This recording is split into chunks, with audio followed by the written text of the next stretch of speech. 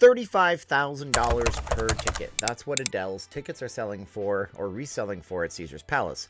Adele wants you to know that she feels really, really bad that her fans can't see the show. Caesars wants you to know that, oh man, I wish there was a way to stop all this, which there are a few ideas which we'll go over in this video as we cover how do we stop scalping for tickets in Las Vegas, especially for shows that obviously are scalpable. Garth Brooks has had a great take on this in the past, but Adele cannot do what Garth Brooks did.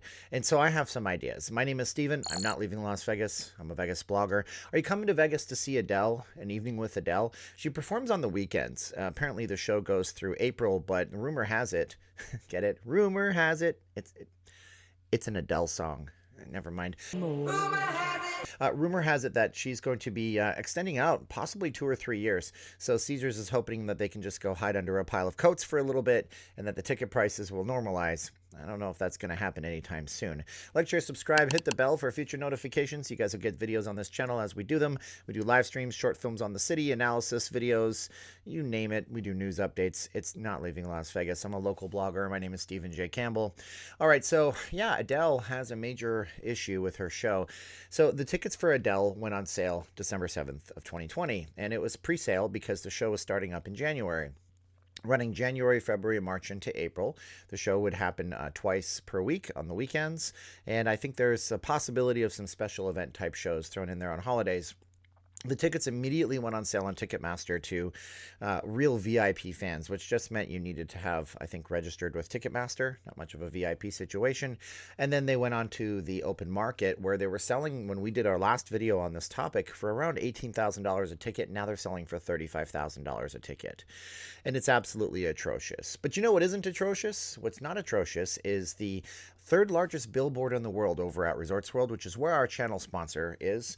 Of course, thanks and shouts go out to our channel sponsor, Panay Magazine. And Panay Magazine is actually an Ethereum 2.0 validator program. You can check them out on Instagram by clicking the link below.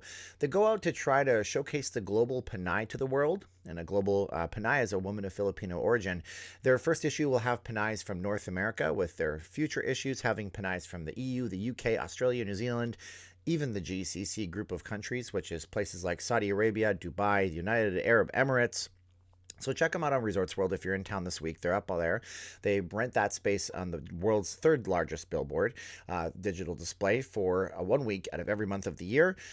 And they're awesome, and they really have helped us out here, and we appreciate them. So also check out TKEX over on Instagram, TKEX Exchange. If you're interested in becoming an Ethereum validator for less than 32 Ethereum, contact me. You'll be making some serious rewards going forward. And also VegasFaceMask.com, no S at the end. I do have 49ers masks, but it's too late for you to get those, so I thought I would showcase the gigantes, the giants. My wife makes these. They're 2 for $25. There's no outsourcing. She does them all by hand from the first cut of the fabric, just sewing it all together, packing it away, and I drop it off to the post office. Free shipping anywhere in the United States. International shipping is $15 to $20 or so. And, go San Francisco teams go. I don't have a dog in the fight on baseball, but I think you can tell who I'm rooting for this Saturday. All right, so VegasFaceMask.com, no S at the end, the only two that you'll ever need. So, yeah, it's atrocious. It's terrible. It costs more money than a car to go to an Adele show if you buy them on that third-party marketplace. Is this the fault of Caesars? No, it's not really. I mean, look, people can sell rare and valuable things for whatever price they want. That's a capitalism for you. But there are a few things that they could do to kind of stop this, and I thought we would touch upon those here. See, I remember Garth Brooks having a huge problem with scalpers as well. I don't know if they actually did it, but I heard some of the tactics we could use to get rid of scalping tickets could be as follows. Like, for example, Garth Brooks gave an interview up in Utah a couple of years back, and he said it really does hurt his heart to know that his fans can't actually get tickets to his shows because they cost $1,000 or $500 to go. By the time the show is announced, it sells out so quickly. You have to be like, just lucky. It's just about luck. You're competing against bots. Anybody who's tried to buy a high technology item like an iPhone or a PlayStation lately, you know what I'm talking about, right?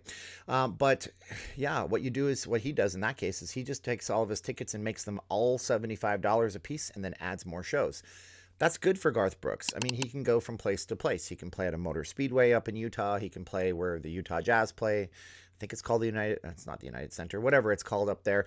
He can play from place to place and add more shows.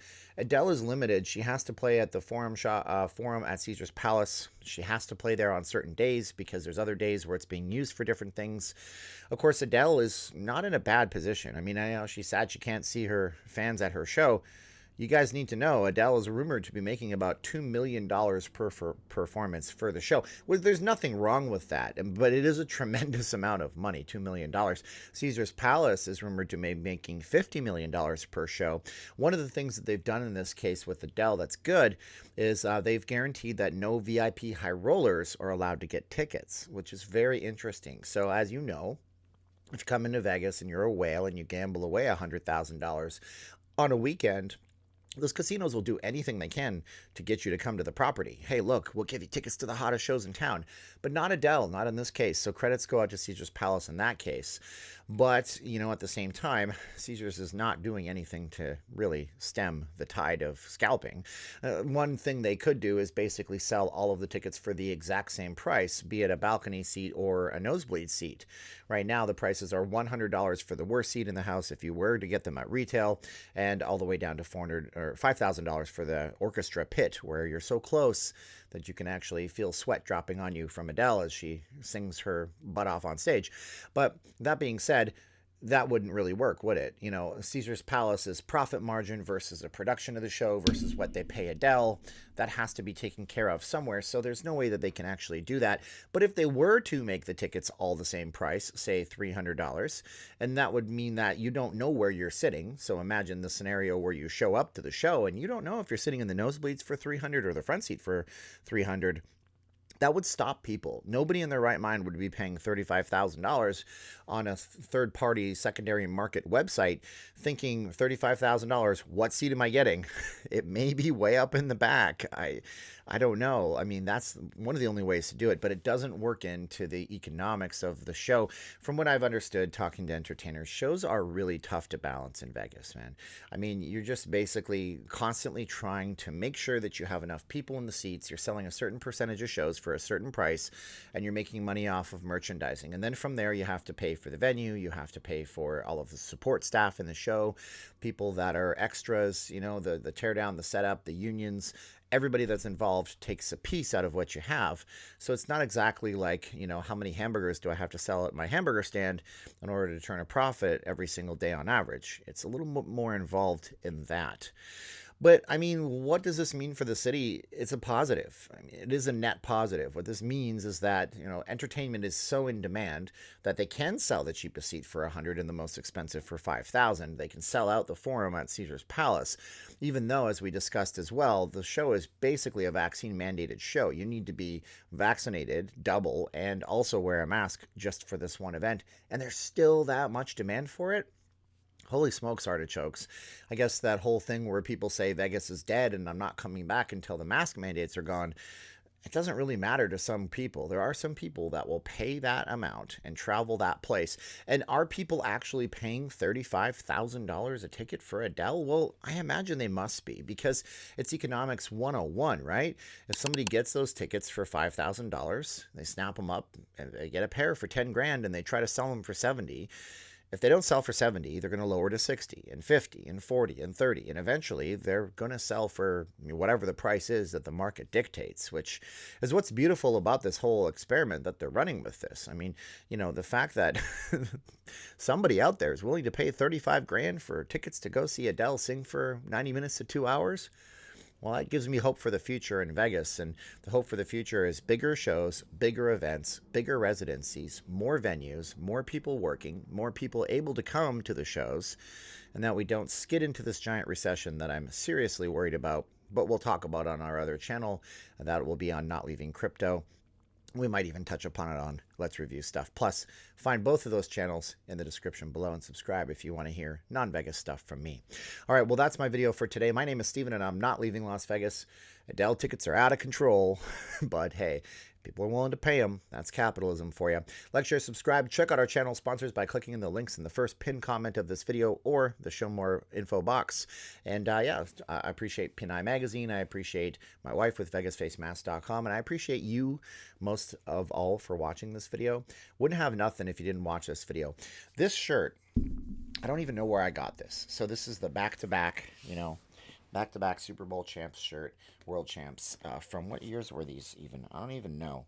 This is a very old shirt, 1988 and 1989. Now, try not to wear this shirt. I have a Steve Young jersey in that closet that's on the other side of the camera that I'll likely wear, and I will wear this as well. And you know, we're going to be giving away some face masks to people who are willing to post them on social media, because you got to wear them while you're out here in Nevada when you're in a building. So that is what it is. So it's going to be a fun day on Saturday. Who are you rooting for if you made it this far in the video? Yeah, I try not to wear this. I think it was Caroline's, honestly. I don't think it's a girl's shirt, but at least it fits me again after my weight loss I had to do last year. Anyways, I gotta go. 3, 2, 1, click. Thanks for watching. 3, 2, 1, and click. Hey, what's up, guys? Thanks for watching my video here on Not Leaving Las Vegas. If you guys love Vegas, you might consider subscribing to the channel, hitting the notifications bell, and also, there's going to be another video right beside my head at some point. You can click on that video. It'll be whatever YouTube thinks is best for you. We can let them decide because of the algorithm. But come back to the channel, check us out soon. Thanks again for watching, and now I gotta go do some regular real life stuff. Talking on a camera is fun and all, but we got a honey-do list to do, so we're gonna go help the wife. Thanks, guys.